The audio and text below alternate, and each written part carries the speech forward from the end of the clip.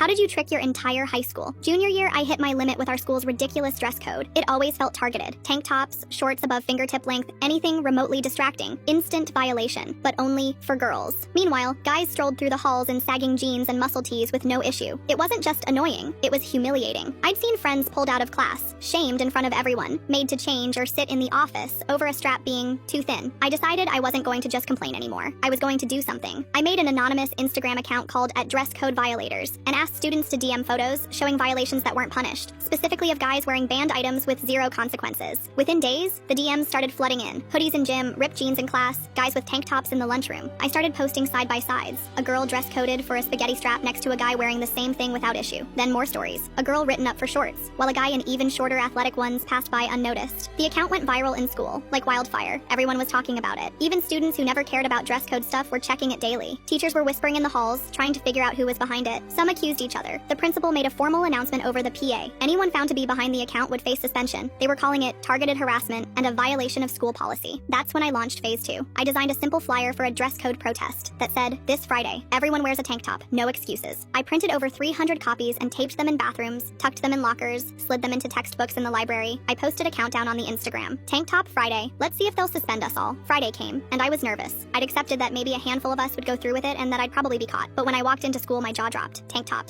everywhere. Hallways filled with exposed shoulders. Guys, girls, everyone. Even the football team showed up in cutoffs. Some teachers stared in disbelief. Others avoided eye contact. The assistant principal tried to stop a group of seniors at the door, but they just smiled and walked past him. By second period, it was obvious. There were too many of us. They couldn't suspend everyone. We got through the day, no one was punished. But the principal was furious. She called an emergency assembly at the end of the day, stood on stage, fuming, demanding that whoever ran the Instagram come forward immediately or face serious consequences. Silence filled the auditorium. And then, out of nowhere, Ms. Reynolds, our AP English teacher, stood up in the back. "I run the account," she said, clear as day. The entire room gasped. Even I was stunned. She walked down the aisle all calm and collected and said, "This dress code is sexist. I'm tired of watching female students be humiliated while their male peers are left alone." The principal didn't know what to say. She sputtered something about professionalism and investigation, but it was already too late. The entire student body was on their feet, cheering. What no one knew, except me, was that Ms. Reynolds was bluffing. She didn't run the account. She didn't even follow it. She just had my back. The next day, the school board announced they were forming a committee to review and revise the dress code with student and faculty input. That Monday in class, Ms. Reynolds handed back my essay with a smile. As she passed my desk, she leaned in just a little and whispered, "Nice Instagram skills." She knew all along.